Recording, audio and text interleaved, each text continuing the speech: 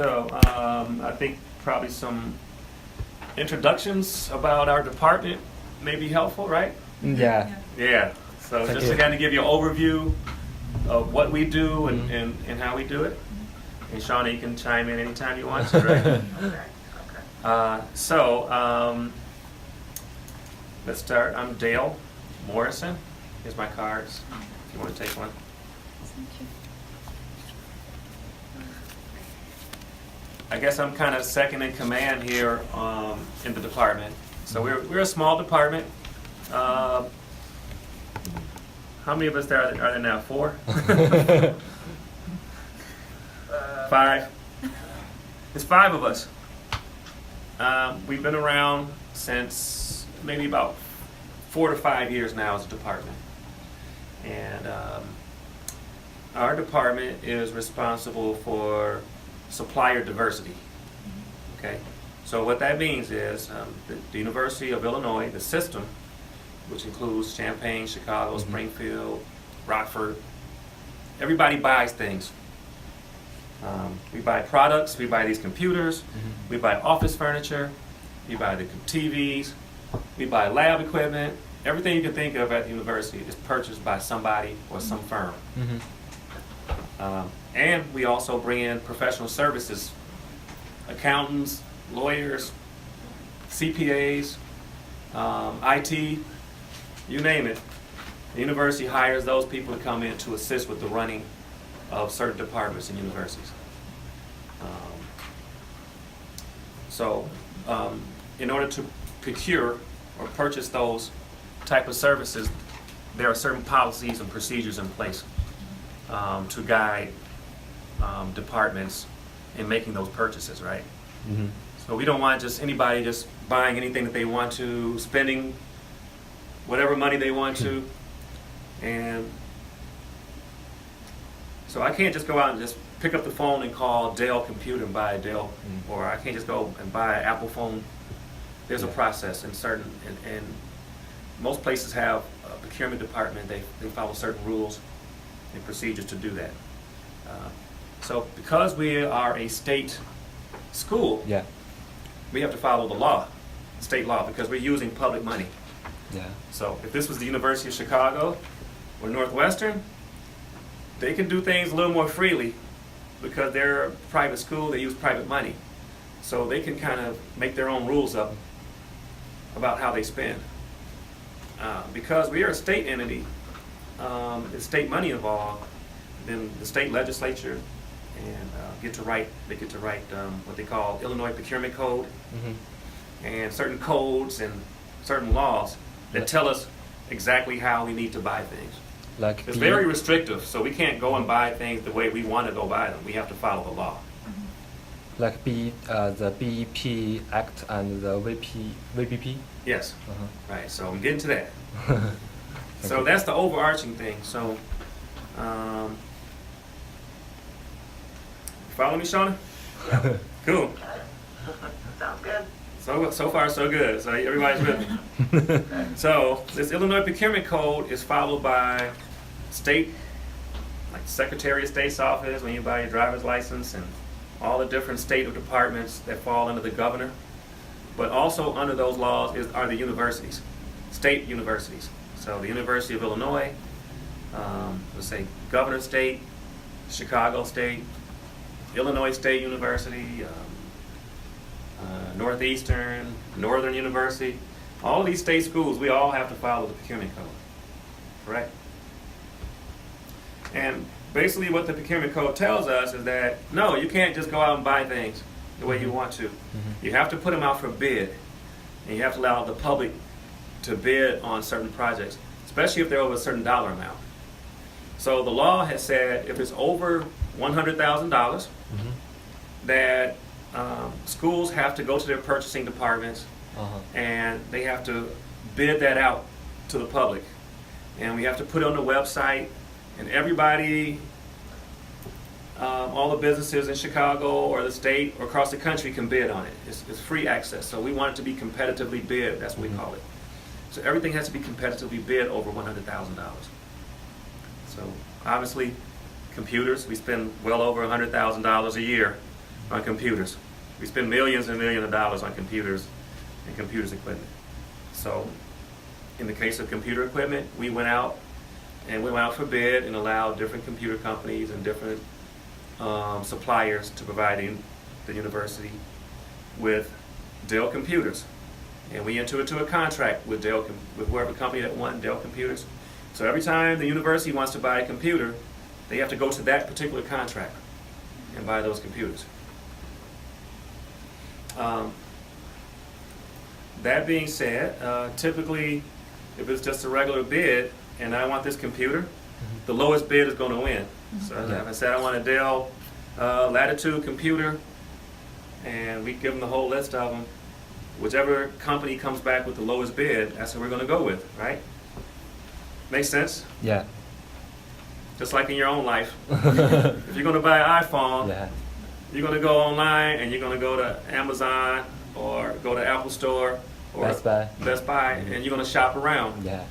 Because nobody wants to spend more than they have to for the same product. Yeah. And whoever's the lowest bid, that's where you're going to buy it from. You're going to go to Best Buy. You may go to whoever. Yeah. And you're going to buy, CDW or whoever. Or you may go to your local Verizon. Or you're going to go to Sprint. And you're going to price it out. And whoever's the lowest is going to win. So the state does the same thing. We want to be diligent and responsible with our money. So that's what happens. Now, the problem is that, here you go. Okay. It's not a problem. Since we're spending state money, Yeah. we don't want Dell Computer and these big corporations to win, to get all the money. So the university in the state of Illinois wants to support small businesses. They want to support minority-owned businesses. We want to support women-owned businesses.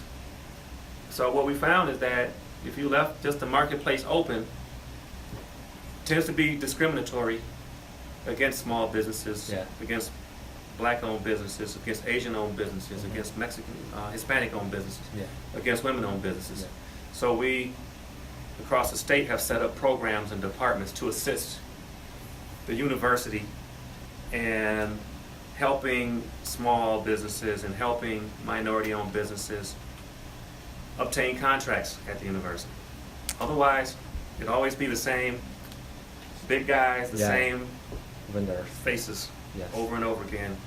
And we want to help all the communities make money. So that's what we do. Cool. All right, so does that make sense? Do you understand what we kind of do in a nutshell? So what we do, we put on workshops maybe. We bring in businesses. We'll reach out to the Hispanic business community, reach out to the Asian business community, reach out to the black business community, and we invite them on campus. And we teach them how we do business. And we talk about all the opportunities that we have here on campus to allow them to bid and to participate and hopefully get a contract. So then that increases our numbers in spending with these businesses. So we call those diverse businesses. So it's that process that goes on. But then it's a little different and this is what we're looking at. If you notice, the dollar amount was from $100,000 and below. So we talked about what happens on above $100,000, but what happens below $100,000? Well, our law says that basically each department can spend the way they want to. It's not a formal bid process. It leaves the decisions up to the departments. It's not going to go to purchasing, but it'll go to Department of Dentistry or molecular biology building. Their people get to decide. Or if it's College of Nursing or the College of Engineering or whatever, each of those different departments get to decide what companies or what businesses they want to do business with. It's not very transparent because when they make purchases, how does the public know what they need or who they're buying from? So, if you recall, for purchases over $100,000, we have to put that on the website for everybody to see. Everybody knows what we're buying, how much we're buying, and everybody has the opportunity to bid on it because it's in the public. But for things under $100,000, you don't know. But we also know that that's a lot of, we spend millions and millions of dollars on things under $100,000 all the time. So our challenge as a department is, how do we get more minority-owned businesses and women-owned businesses the opportunity to maybe get some of those small business opportunities under $100,000. So, is that any questions?